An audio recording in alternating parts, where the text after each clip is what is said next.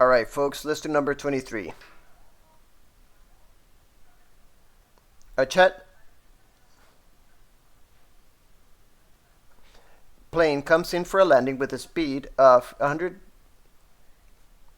meters per second, and its acceleration can have a maximum of 5 meters per second as it comes to rest.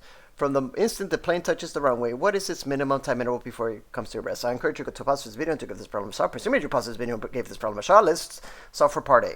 So imagine a plane.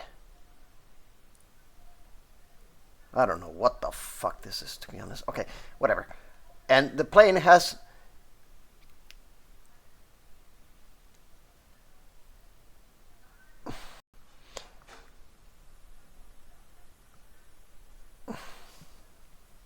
a speed of 100 meters per second,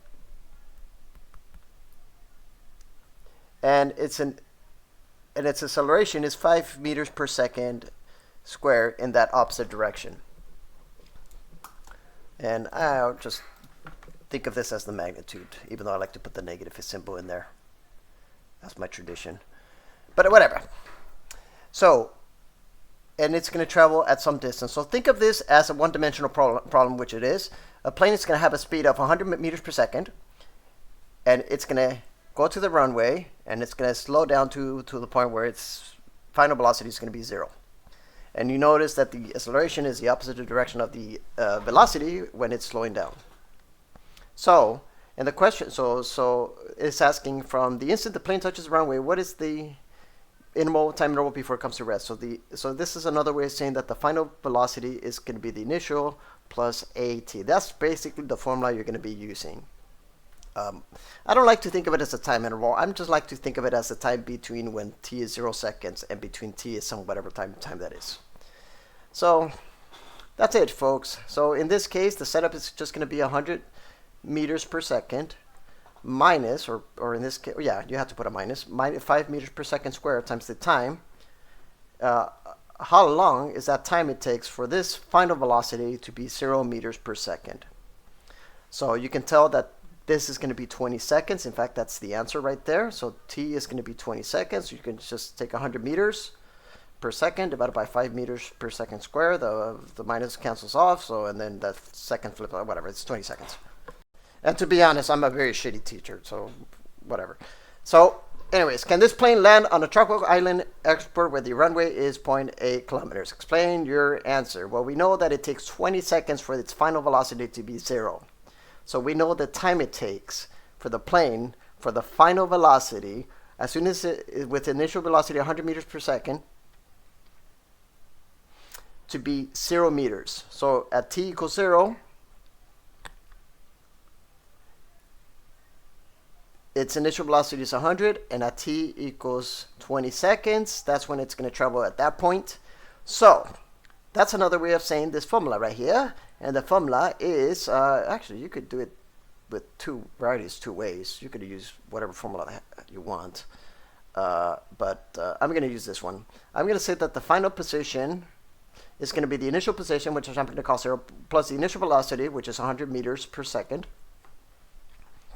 times the time it takes, which is 20 seconds. Or in this case, I'm just going to put 20 seconds.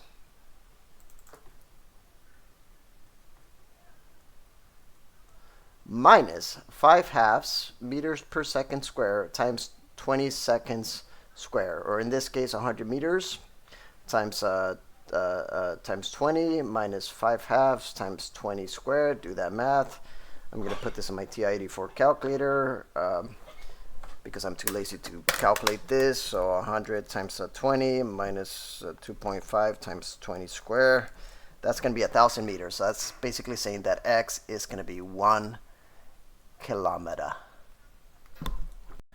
So once you solve this for part B, and let me know if you guys are confused. Be honest, because I really I am, believe it or not, I'm trying pretty hard to make these channels. So can this plane land on a truckable island? Well, so we just established that the plane will travel 1,000 meters, or in this case 1 kilometer. 1 kilometer. at 20 seconds when it comes to a stop. 1 kilometer is way more. It's 200 meters more than 0.8. So the answer is no.